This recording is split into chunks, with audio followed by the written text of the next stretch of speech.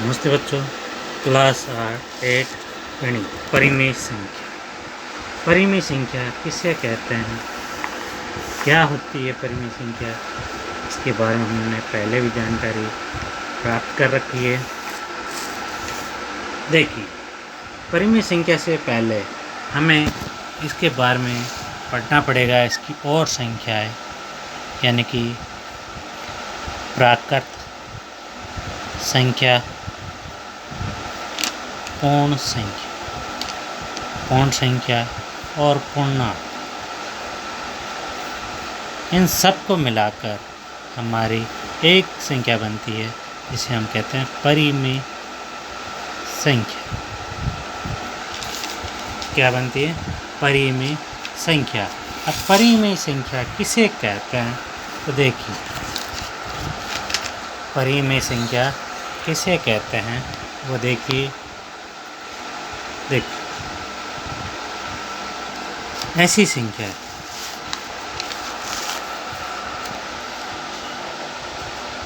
ऐसी संख्याएं जिन्हें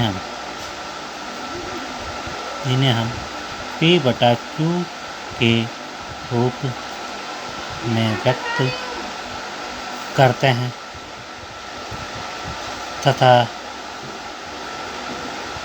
P अंश व Q के रूप में होता है, Q हर के रूप में होता है और Q बराबर 0 नहीं है, Q बराबर 0 नहीं है। और यहाँ पर एक सबसे विशेष बात होती है, P और Q, P व Q पूर्णांक हो, यानी P और Q पूर्णांक होते हैं। P और Q पूर्णांक होते हैं। पूर्णांक सबसे बड़ी बात आती है, पूर्णांक किसे कहते हैं। देखिए, प्राकृत संख्या ऐसी संख्या है जिन्हें हम गणना करने के रूप में काम में लेते हैं। किसे गणना करने के रूप में काम में लेते हैं? प्राकृत या प्राकृतिक संख्या भी कह सकते हैं। प्राकृतिक संख्या जिसे हम गणना करने के रूप में काम में लेते हैं। किस रूप में? गणना करने के काम लेते हैं, जो 1 से शुरू होती है और अनंत तक बढ़ती है। इसका प्रतीक रूप नेचुरल नंबर यानी n होता है, कैपिटल N। प्रतीक रूप क्या होता है? n होता है। इसी प्रकार आगे बढ़ते हैं। पूर्ण प्राकृत संख्या को 0 से शुरू करते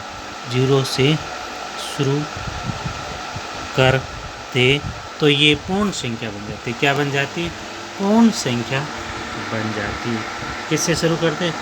0 से शुरू करते ही प्राकृत संख्या क्या बन जाती है? पूर्ण संख्या बन जाती है। अब ये प्राकृत और पूर्ण संख्या को यानी 0 के बाईं ओर, 0 के बाईं ओर ऋणात्मक व दाईं ओर धनात्मक रूप में लिखी जाए। धनात्मक रूप में संख्या व्यक्त की जाती है। संख्या को व्यक्त करते हैं, उसे पूर्णांक कहते हैं। उसे पूर्णांक कहा जाता है। पूर्णांक, ठीक है। पूर्णांक को हम संख्या रेखा पर भी प्रदर्शित करते हैं। किस पर? संख्या रेखा पर। जैसे कि 0 के दाईं तरफ 1 2 3 4 अनंत और बाईं ओर -1 -2 -3, तो ये होती है पूर्णांक। ये क्या होती है? पूर्णांक। अब इन्हीं पूर्णांकों को हमें क्या करना है? परिमेय संख्या के रूप में बदलना होता है, यानी P/Q के रूप में। वैसे सभी पूर्णांक परिमेय संख्याएं होती है। क्या होती है? परिमेय संख्याएं है, अर्थात 1 2 3 4 ये सभी, या -1 -2 -3 -4 ये पूर्णांक संख्या क्या है? परिमेय संख्या। इसमें 0 भी सम्मिलित है, जो एक परिमेय संख्या के रूप में है। किस रूप में है? परिमेय संख्या। परिमेय संख्या के बारे में हमने पढ़ा। अब इसको हम भिन्न रूप में भी लिखते हैं, यानी कि जैसे कि मैंने लिखा 3/4 और इसको मैंने ऋणात्मक रूप में भी 3/4 लिख दिया, या 0/1, यानी ये सभी परिमेय संख्याएं हैं। अब इसी प्रश्नावली के अंदर आगे बढ़ते हैं तो हमें 2-3 शब्द मिलते हैं, जैसे कि क्रम विनिमयता। क्रम विनिमयता। क्रम विनिमयता। क्रम विनिमयता का मतलब है कि हमारे पास में कोई 2 या 3 संख्या है, इनको हम क्रम को बदलकर हम इसे आसानी से हल कर सकें, तो ये क्रम विनिमयता का नियम लागू होता है। जैसे a + b + c, तो मैं इसको पहले a और c को जोड़कर फिर b जोड़ सकता हूँ, तो ये क्रम विनिमयता हो जाता है। अब सहचर्यता, इसमें एक नियम और लागू होता है, साहचर्यता या सहचर्य। सहचर्यता का मतलब है जैसे a + b + c, या इसको मैं a + b को पहले जोड़कर फिर c जोड़ सकता हूँ, या फिर b + c को पहले जोड़कर फिर a जोड़ सकता हूँ, तो ये सहचर्यता का नियम लागू होता है। इस प्रकार से हम आगे करते हैं। एक बार फिर देख लिए कि क्रम विनिमयता a + b + c, यानी कि यदि आपके पास, जैसे कि मैंने लिखी कुछ संख्या 43 + 62 +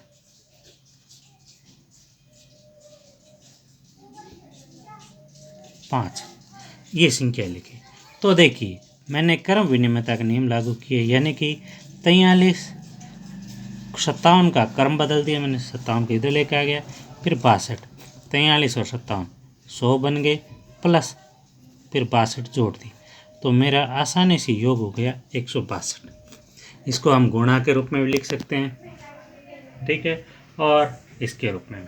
लेकिन इसमें ये ध्यान रखना होगा कि हमें चिन्हों का विशेष रूप से, वो माइनस के अंदर कहता है, प्लस के अंदर कहता है, किस प्रकार की संख्या है। इसी प्रकार हम सहचर्यता के नियम को ध्यान में रखते हैं।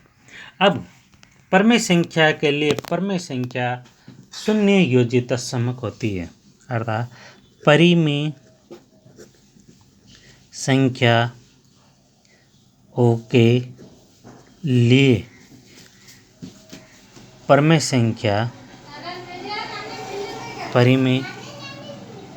संख्या शून्य योज्य तत्समक होता है। मतलब कि किसी संख्या में शून्य जोड़ पर हमें वही संख्या प्राप्त होती है। यानी मैंने जैसे कि -13 रखा, इस 13 के अंदर के 0 जोड़ा तो मुझे -13 ही प्राप्त होता है, तो ये शून्य तत्समक के रूप में होता है। किसके रूप में होता है? तत्समक। लेकिन तत्समक कौन सा? योज्य। योज्य का मतलब क्या होता है? योज्य का मतलब होता है जोड़ना। योज्य का मतलब हो गया जोड़ना। लेकिन किसको? तत्समक। योज्य तत्समक यानी शून्य को जोड़ना। ऐसी परिमेय संख्याएं जिसमें शून्य जोड़ने पर हमें वही संख्या प्राप्त हो, या ऐसी संख्याएं जिसमें क्या जोड़े, जिसमें हमें वापस पुनः वही संख्या प्राप्त हो, तो वह उस संख्या का योज्य तत्समक होता है। यानी कि -13 में 0 जोड़ेंगे तभी -13 ही प्राप्त होंगे। इसी प्रकार से हम आगे वाला देखते हैं। परिमेय संख्याओं के लिए गुणात्मक तत्समक। क्या देखते हैं? गुणात्मक तत्समक, अर्थात परिमेय संख्याओं के लिए एक गुणात्मक तत्समक है। जैसे कि 0 जोड़ने पर हमें वही संख्या प्राप्त होती है, तो किसी संख्या में कौन सी संख्या से गुणा करें कि हमें वो परिमेय संख्या प्राप्त हो जाए, तो वो होती है 1। तो परिमेय संख्याओं के लिए परिमेय संख्या एक गुणात्मक तत्समक है। गुणात्मक तत्समक है कैसे, जैसे -13 को मैंने 1 से गुणा किए तो मुझे -13 ही प्राप्त हुआ, तो 1 हो गया गुणात्मक तत्समक। क्या हो गया? गुणात्मक समक। यह -13/4 को 1 से गुणा की तो -13/4, तो ये गुणात्मक तत्समक हुआ। तो इस प्रकार से आज हमने परमेय संख्याओं के बारे में पढ़ा। इसमें क्रम विनिमयता, सहचर्यता, परमेय संख्याओं की योज्य तत्समक और गुणात्मक तत्समक को पढ़ा। अब आगे कल फिर